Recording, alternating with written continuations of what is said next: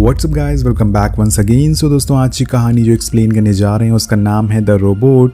दोस्तों, इस कहानी में हमें वो समय दिखाया गया है कि कई हिस्सों में पानी भर चुका है और इसकी वजह है बढ़ती हुई ग्लोबल वार्मिंग, और इसी की वजह से बर्फ़ पिघलकर पानी बन चुकी है। और हमें फ्यूचर का समय दिखाया जाता है जहां पर हर देश की गवर्नमेंट कुछ रोबोट्स बना रही है जो कि हूबहू इंसान की तरह है।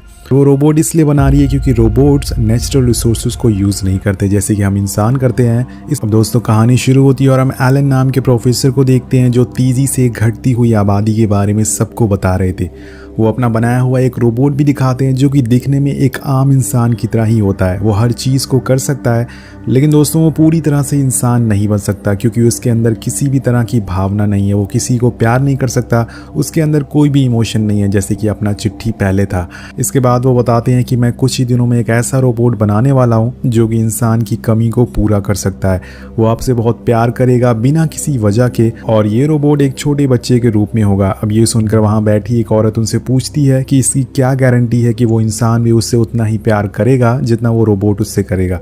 प्रोफेसर एलन इसका जवाब देते हुए कहते हैं कि जब गॉड ने दुनिया में पहला इंसान एडम को पृथ्वी पर भेजा था तो गॉड ने भी क्या यही सोचा था जो तुम सोच रही हो। अब सीन यहाँ से कट होता और हम उसी कंपनी में काम करने वाले हेनरी नाम के एम्प्लॉय को देखते हैं। उसके साथ उसकी बीवी मोनिका भी होती है। वो दोनों अपने बीमार बेटे मार्टिन को देखने आए थे जो कि एक स्लीपिंग चैम्बर जैसी जगह पर सोया हुआ था जो असल में एक कोमा की तरह काम करता है। इस चैम्बर में इंसान की सारी चीज़ें स्लो हो जाती है और वो समय से बहुत पीछे चलने लगता है। बेसिकली दोस्तों, ऐसी चीज़ें आपने देखा होगा कि स्पेस में ट्रैवल करने के लिए यूज़ की जाती है ताकि उनकी उम्र ना बढ़े। अब ये दोनों चाहते हैं कि उनका बेटा जल्दी से ठीक हो जाए, लेकिन डॉक्टर बताते हैं कि ऐसा पॉसिबल नहीं है। अब यहाँ से सीन शिफ्ट होता है और प्रोफेसर एलन अपने लोगों के साथ लैब आते हैं। उन्होंने एक रोबोट फाइनली बना लिया था जो कि अब इंसान की तरह उन्हीं से प्यार कर सकता था, उन्हें फील कर सकता था।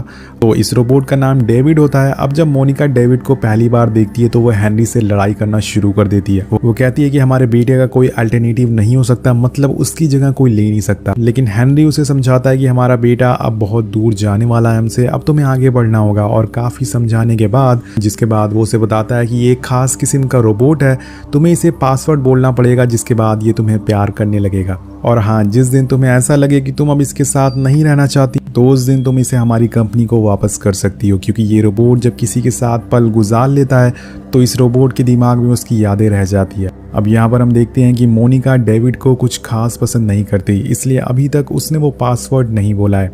वो उसे दूर भागने की कोशिश करती है लेकिन डेविड बार बार उसके सामने आ जाता है। वो चाहता था कि उससे बातें करे, लेकिन मोनिका इस बात से बार बार इरिटेट हो रही थी। लेकिन दोस्तों, एक दिन डाइनिंग टेबल पर मोनिका खाना खा रही थी और डेविड उसकी सेम नकल करता है और ये देखकर वो तेज तेज हंसने लगती है और यहाँ से उनकी दोस्ती की शुरुआत हो जाती है। अब धीरे धीरे कुछ दिन बीत जाते हैं और मोनिका को भी उसकी आदत लग चुकी थी। वो डेविड को अपने बेटे मार्टिन के रूप में देखने लगी थी। मोनिका को भी डेविड की ज़रूरत थी क्योंकि उसका बेटा उससे दूर हो चुका था। अब उसके लिए उसके दिल में प्यार बढ़ने लगा था। अब एक दिन वो डेविड का मैनुअल पढ़ रही होती है और उसमें कई इंस्ट्रक्शन लिखे होते हैं जो वो डेविड पर ट्राई कर रही थी। वो कई वर्ड्स डेविड के सामने बोलती है और तभी डेविड पहली बार उसे मॉमी बुलाता है, जिसे सुन के मोनिका को मार्टिन की याद आ जाती है और वो रोने लगती है और ये देखकर डेविड उसे गले से लगा लेता है। अब एक दिन जब मोनिका किसी पार्टी में जा रही होती है तो डेविड उसे आके पूछता है कि मॉमी क्या आप मर जाओगी? तो वो कहती है हाँ, मैं शायद 50 साल या फिर उससे कम समय में मर जाऊं, क्योंकि हर इंसान एक ना एक दिन मर जाता है। अब ये सुनने के बाद डेविड उससे बोलता है कि मॉमी आई लव यू, काश आप हमेशा जिंदा रहती। और ये सुनकर मोनिका इमोशनल हो जाती है। इसके बाद वो उसे अपने बेटे का एक टेडी देती है जो असल में एक रोबोट था जिसके जरिए वो इंसानों से बात कर सकता है। अब जिसके बाद टेडी और डेविड की बहुत ही अच्छी दोस्ती हो जाती है और इसी तरह से काफ़ी समय और बीत जाता है। लेकिन एक दिन हेनरी का कॉल मोनिका के पास आता है जो उसे बताता है कि अब उनका बेटा मार्टिन ठीक होने लग गया है। और ये सुनकर मोनिका बहुत ही ज़्यादा खुश हो जाती है। अब मार्टिन घर आता है और मोनिका उसे डेविड से इंट्रोड्यूस करवाती है और यहाँ हम पहली बार डेविड की आंखों में दुख देखते हैं। उसे एहसास हो जाता है कि वो बस एक रोबोट है और मार्टिन ही मोनिका का असली बेटा है। अब जिस बात का डर होता है वही सारी चीज़ें शुरू हो जाती है। मार्टिन डेविड को बस एक रोबोट समझता था, इसलिए वो बार बार उसको सुपर टॉय बोलता रहता है जो कि डेविड को बिल्कुल भी पसंद नहीं आता। अब धीरे धीरे मोनिका मार्टिन की तरफ ज़्यादा ध्यान देने लगती है जिस वजह से डेविड अकेला महसूस करने लगता है। अब धीरे धीरे मोनिका मार्टिन की तरफ ज़्यादा ध्यान देने लगती है जिस वजह से डेविड अकेला महसूस करने लगता है। एक दिन अब सारे लोग खाना खा रहे होते हैं और मार्टिन डेविड को चिढ़ाने के चक्कर में जल्दी जल्दी खाना खाने लगता है और ये देखकर डेविड भी खाना खाने लगता है, जिसके चक्कर में उसके अंदर एक खराबी आ जाती है जिससे कि उसकी शक्ल अजीब सी हो जाती है। अब वो लोग उसे फ़ौरन लैब ले जाते हैं और उसे ठीक कर दिया जाता है, लेकिन यहाँ पर मार्टिन डेविड को अपनी माँ के करीब देखकर उसे भी जेलस फील होने लगता है। इसलिए वो एक प्लान बनाता है। वो डेविड से कहता है कि क्या तुम चाहते हो कि मम्मी तुम्हें आई लव यू बोलें? तो डेविड कहता है कि हाँ, इसके लिए मुझे क्या करना होगा? तो मार्टिन कहता है कि तुम्हें आधी रात को मॉमी का बाल काट कर लाना होगा।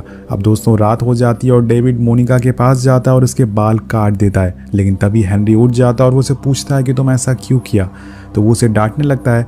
तभी डेविड बोलता है कि मुझे ऐसा लगा कि ऐसा करने से मॉम मुझे और ज़्यादा प्यार करेंगी।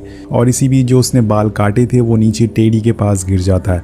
अब सीन कट होता है और यहाँ मार्टिन और उसके सारे दोस्तों को पूल में एंजॉय करते हुए देखते हैं और वहाँ पर डेविड भी मौजूद होता है। उसके दोस्त डेविड का मजाक उड़ाते हैं और वो एक चाकू से डेविड के हाथ में छेद करना शुरू कर देते हैं, जिससे कि उन्हें पता चल सके कि आखिर रोबोट के अंदर क्या होता है। लेकिन डेविड डर के मारे मार्टिन को पकड़ लेता है और इसी बीच उसका पैर फिसल जाता है और वो दोनों पानी में गिर जाते हैं। और मार्टिन भी उसके साथ ही होता है। अब सारे लोग फौरन नीचे जाते हैं और मार्टिन को छुड़ाने की कोशिश करते हैं, लेकिन डेविड उसे इतनी ज़ोर से पकड़ रखा होता है कि वो उसे छुड़ा नहीं पाते। लेकिन काफ़ी कोशिशों के बाद फाइनली वो लोग मार्टिन की जान बचाकर ऊपर ले आते हैं और मार्टिन की जान जाते जाते बची थी।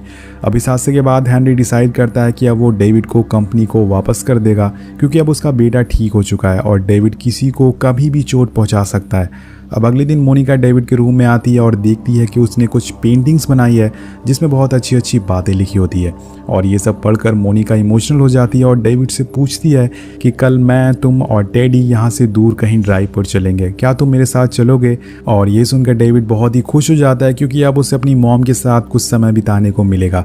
अगले दिन वो उसे अपने साथ जंगल में ले जाती है और डेविड से कहती है कि मुझे अब जाना होगा। उसका प्लान डेविड को यहाँ पर अकेले छोड़ने का था और जब डेविड ये सुनता है तो वो रोने लगता है और कहता है कि मॉम प्लीज़ मुझे छोड़कर मत जाओ, मैं अब किसी को भी चोट नहीं पहुंचाऊंगा, मैं मार्टिन को भी चोट नहीं पहुंचाऊंगा और ना ही मैं आपके बाल को काटूंगा, मुझे हर चीज़ के लिए माफ़ कर दो। लेकिन मोनिका कहती है कि अगर मैं तुम्हें ले गई तो कंपनी वाले तुम्हें डिसमेंटल कर देंगे और उसे छोड़कर जाने लगती है। लेकिन डेविड उसे बहुत रोकता है और कहता है कि मॉम प्लीज़ मत जाओ, लेकिन मोनिका उसकी बात नहीं सुनती और वहाँ से जाने लगती है। तब वो कहता है कि अगर मैं पैनिको की तरह एक इंसान बन जाऊं तो क्या आप मुझे अपने साथ रखोगी? दरअसल दोस्तों कुछ दिनों पहले मोनिका ने डेविड को एक कहानी सुनाई थी जिसमें एक नीली परी ने एक पपी को इंसान बना दिया था। अब डेविड को भी यही लगता है कि अगर उसने नीली परी को ढूंढ लिया तो वो इंसान बन जाएगा, लेकिन मोनिका उसे समझाती है कि वो बस एक कहानी थी, असल में ऐसा कुछ नहीं होता। और फिर मोनिका कार में बैठ जाती है और वो डेविड को इतने बड़े जंगल में अकेले छोड़कर चली जाती है। अब डेविड का एक ही मकसद था, उसे लगता है कि अगर उसने नीली परी को ढूंढ लिया तो वो उसे इंसान बना देगी और फिर वो अपनी मॉम के पास जा पाएगा। इसलिए वो उसकी खोज में निकल जाता है और थोड़ी दूर जाने के बाद उसे ढेर सारे रोबोट्स मिलते हैं जो कि अनरजिस्टर्ड रोबोट होते हैं। वो सभी में कुछ ना कुछ खराबी होती है। अब ये सभी रोबोट पहले के होते हैं, लेकिन डेविड इन सब से एडवांस था। अब वो कुछ और समझ पाता कि तभी वहाँ पर पेट्रोलिंग पुलिस आ जाती है और सभी अनरजिस्टर्ड रोबोट को पकड़ने लगती है। ये पुलिस उन्हें पकड़कर डिस्ट्रॉय कर देती है, क्योंकि ये सभी रोबोट अपने मालिक से या फिर जहाँ भी ये काम करते थे वहाँ से भाग कर आए हुए थे। और ये सभी रोबोट पुलिस से बचकर तो निकल जाते हैं, लेकिन इन्हें एक और ग्रुप पकड़ लेता है जिसका नाम होता है फ्लैश फेयर।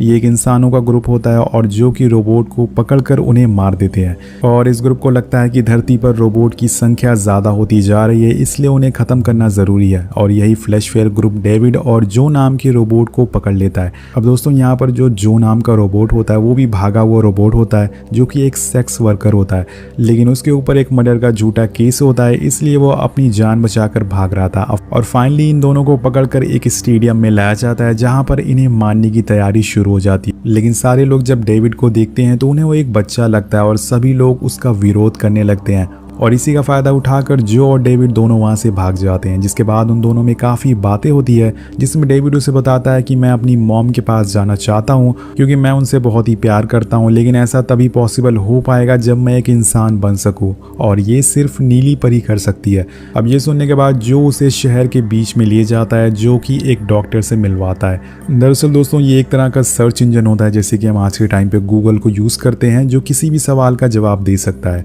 और डेविड उसे पूछता है कि क्या आपको पता है कि मैं एक इंसान कैसे बन सकता हूँ?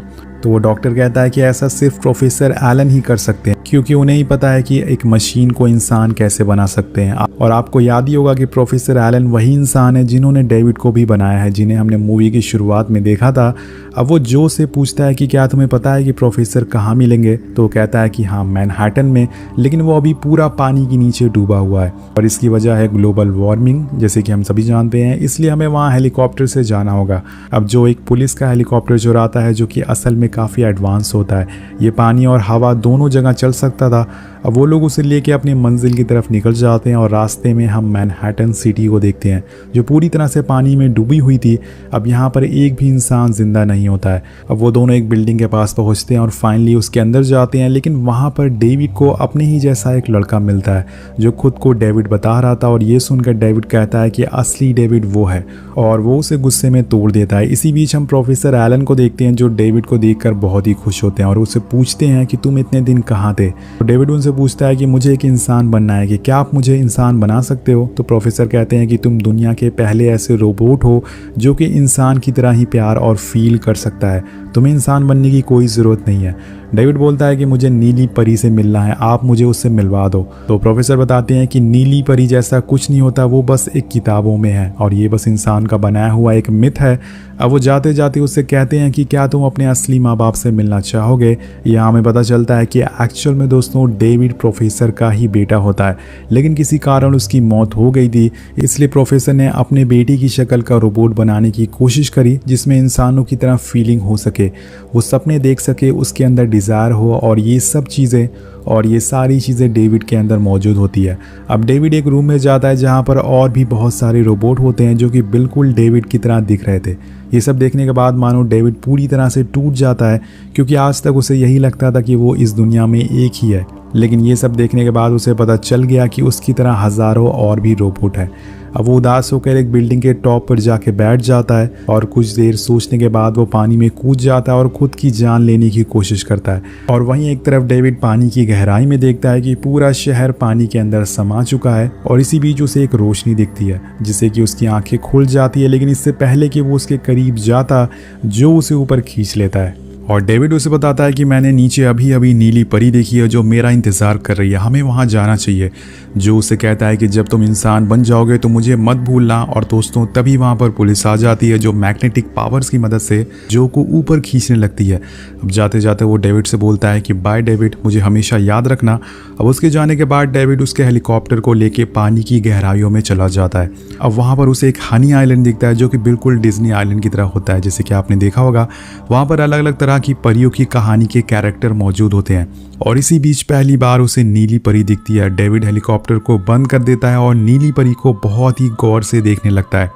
वो अपने टैडी को बताता है कि देखो यही वो नीली परी है जिसे मैं ढूंढ रहा था।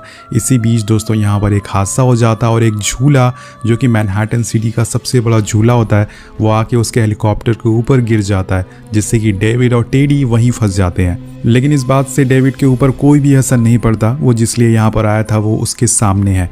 अब वो नीली परी से बस एक ही बात कहता रहता है कि प्लीज़ मुझे इंसान बना दो प्लीज़, और ये वर्ड वो तब तक बोलता रहता है जब तक उसकी बैटरी ख़त्म नहीं हो जाती। ऐसे ही करते करते दोस्तों पूरे 2000 साल बीत जाते हैं और जिस दुनिया में डेविड रहा करता था वो अब पूरी तरह से बदल चुकी है। पूरा शहर आइस एज में बदल चुका है और अब रोबोट्स ने अपने आप को और ज़्यादा एडवांस बना लिया है।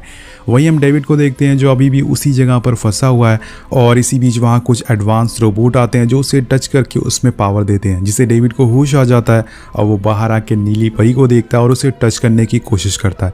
लेकिन जैसे ही वो उसे छूता है वो पूरी तरह से टूट जाती है क्योंकि इतने हज़ारों साल से वहाँ पर खड़ी थी। अब इसके बाद हम रोबोट्स को देखते हैं जिन्होंने डेविड जैसी चीज़ पहली बार देखी थी। वो एक दूसरे से बात करते हैं कि शायद ये ओरिजिनल रोबोट है जो इंसानों के साथ रह चुका है। इसके बाद वो उसके सर पर अपना हाथ रख के उसकी मेमोरीज़ को रीड कर लेते हैं, जिसमें उन्हें पता चलता है कि डेविड अपनी मॉम से बहुत ही प्यार करता है। वो उनके पास जाना चाहता है और साथ साथ में उसके दिमाग में नीली परी भी होती है। जिसके बाद रोबोट्स उसके सामने नीली परी के रूप में आते हैं और उसे सच्चाई बताते हैं। वो कहते हैं कि 2000 साल बीत चुके हैं और अब तुम्हारी मॉम जिंदा नहीं है, लेकिन हाँ तुम्हारे समय से हम कुछ लोगों को जिंदा कर सकते हैं। डेविड कहता है कि तुम बाकियों को ला सकते हो लेकिन मेरी मॉम को क्यों नहीं। तो रोबोट कहते हैं कि हम सिर्फ उन्हीं को जिंदा कर सकते हैं जिनके डीएनए सैंपल हमारे पास है या फिर उनकी हड्डियाँ, उनकी बॉडी हमारे पास है, लेकिन उनके पास मोनिका की ऐसी कोई भी चीज़ नहीं है जिससे वो उसे जिंदा कर सके। और तभी दोस्तों टेडी वहाँ आता है जो उन्हें मोनिका का वही बाल देता है जो हज़ारों साल पहले डेविड ने एक रात काटा था। अब ये देखकर रोबोट मोनिका को बनाना शुरू कर देते हैं। इसके बाद रोबोट अपने असली रूप में डेविड के सामने आते हैं और उसे बहुत सारी बातें बताते हैं। इंसानों ने ज़िंदगी के हज़ारों मतलब बताए हैं जो कि आर्ट, पोइट्री और मैथमेटिक्स फॉर्मूले में है, लेकिन ह्यूमन बींग्स हमेशा ज़िंदा नहीं रह सकते। इसीलिए हमने एक प्रोजेक्ट बनाना शुरू किया जिसमें हम इंसानों के डीएनए से उसकी बॉडी बनाने की कोशिश करते हैं, लेकिन वो एक्सपेरिमेंट फेल हो गया और जिस भी इंसान को हमने बनाया वो सिर्फ एक ही दिन ज़िंदा रह पाया और फिर जैसे ही वो सोता उसकी मौत हो जाती। अब वो डेविड को समझाते हैं कि तुम हमारे लिए बहुत ही इंपॉर्टेंट हो, इसलिए हम तुम्हारी मॉम को बना रहे हैं, लेकिन वो सिर्फ एक ही दिन जिंदा रह पाएंगी और फिर उनकी मौत हो जाएगी।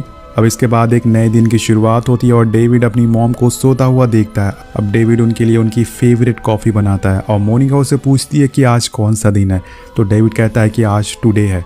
अब आज का दिन डेविड के लिए सबसे खुशी का दिन होने वाला था। डेविड अपने मॉम के साथ खूब मस्ती करता है और आज के ही दिन वो अपना बर्थडे मनाता है। आज वो अपनी सारी परेशानियां, सारी टेंशन को भूल जाता है। उन्हें वो अपनी पेंटिंग्स दिखाता है, उनके साथ खेलता है, कूदता है और उनके साथ बहुत सारी बातें करता है। लेकिन इसके बाद अब रात हो जाती है और मोनिका सोने चली जाती है, लेकिन सोने से पहले वो उससे कहती है कि वो उसे बहुत प्यार करती है और हमेशा करती रहेगी। और दोस्तों इसी चीज़ को सुनने के लिए डेविड ने हज़ारों सालों का सफ़र तय किया था। वो उसे गले लगाता और रोने लगता है क्योंकि ये उसके मॉम के साथ आखिरी पल है, अब वो उन्हें दोबारा नहीं देख पाएगा। जिसके बाद डेविड भी अपने मॉम के साइड में सो जाता है क्योंकि उसे पता है कि अब उसकी मॉम कभी भी नहीं उठने वाली हैं। इसी के साथ ये कहानी यहीं ख़त्म हो जाती है। वेल दोस्तों, क्या पता फ्यूचर में डेविड ऐसी टेक्नोलॉजी बना ले जो उसकी मॉम को हमेशा के लिए ज़िंदा कर सके। आपको ये कहानी कैसी लगी नीचे कॉमेंट करके ज़रूर बताएगा और इसी तरह की और कहानी अगर सुनना चाहते हैं तो चैनल को सब्सक्राइब ज़रूर करिएगा। मिलते हैं आपसे अगली वीडियो में। Thank you so much watching. Peace out.